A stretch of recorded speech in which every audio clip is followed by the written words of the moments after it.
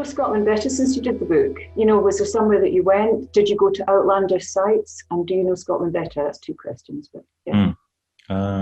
Well, we initially we wanted to concentrate on 6 clans in the book, and of course, like all sort of Scottish history, it all becomes interwoven and becomes a lot more complex than black and white. So we touch on them, but yeah, we do go to some Outlander sites, but we also go elsewhere. But I think we end up at Culloden, which I think is kind of the culmination of our road trip, but also the culmination of kind of the Scottish story of Outlander. So yeah, they're interconnected, and I think even our lives as actors, it all sort of is interwoven. So they will kind of stand alone. You could just talk about the McDonalds, you could talk about the Campbells, you could talk about the Camerons.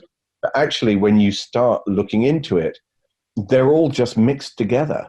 They intermarried, they fought, they fell out, then they came together, they would ally with each other, then they would be raiding each other. So it was so much more interesting, actually, than the idea that these people were living separately from each other. They were literally on each other's doorsteps. Yeah. And as a result, they were constantly feuding, a lot of them, over hundreds of years. And still are now. And still are now. For me, it was like this sort of very personal stories about individual people that you learn about, whether it's, the Lochiel from the Clan Cameron, who, you get to see his sword or the flag that they had, or as you said in Glencoe, you hear about specific people and what happened to them, their fate, and it suddenly brings it all home and makes it a lot more personal, the history, and you realize that it was 200 years ago, but actually it wasn't that long ago. There's the remains of the house, or there's the sword that was carried in the battle. So it really is very tangible. The other thing that I really discovered was that the perception that there's this kind of binary culture of there's the Highlanders, the Scots, and then there's the nasty Brits, and actually it was so much more complex than that. And really, the story of Scotland, a lot of it is about Scots fighting against Scots denying each other rights and land, and stealing from each other, selling each other out, killing each other. It's a bloody history, but it's just so interesting.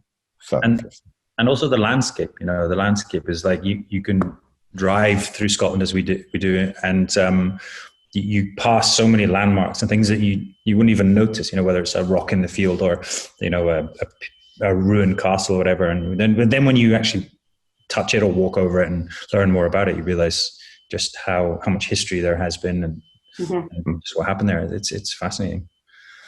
And can you tell me what's next for Outlander? I know it's difficult at the moment because of COVID, but for the next season, when are we looking at for that? Because everybody's desperate to see the next one. You tell me, Janet. No, we are